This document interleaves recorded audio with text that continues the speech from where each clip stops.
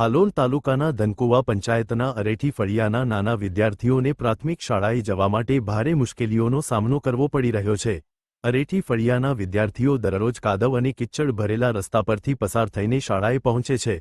વરસાદી મોસમમાં પરિસ્થિતિ વધુ કઠિન બની જાય છે, જેના કારણે વિદ્યાર્થીઓને પડી જવાની તેમજ ઈજાગ્રસ્ત થવાની ભીતિ રહે છે। માત્ર બાળકો જ નહીં પરંતુ ગ્રામજનો અને વાલીઓને પણ પોતાનો રોજિંદુ ખેતીકામ કે ધંધો છોડી બાળકોને મૂકવા લેવા જવા માટે આ કિચડ ભરેલા રસ્તા પરથી પસાર થવું પડે છે। સ્થાનિકોના જણાવ્યા મુજબ અનેકવાર અરેઠી ફળિયાથી ડામર રોડ સુધી પાકા રસ્તાની માંગ કરવામાં આવી છે, પરંતુ હજુ સુધી કોઈ ઉકેલ આવ્યો નથી। પરિણામે અરેઠી ફળિયાના બાળકોનું શિક્ષણ સીધું અસરગ્રસ્ત થઈ રહ્યું છે। हमारे धनकुआ पंचायत वावड़ी अरेठी फरिया हमारे छोकरों ने जवा आवानी माटे तकलीफ आ पड़ेली है। आनो कंईक तमे बनावी दो तो बहुत साल थई जाए। हमारे 20 થી 25 छोकरों हमारे वस्ती है अरेठी फरी अंदर।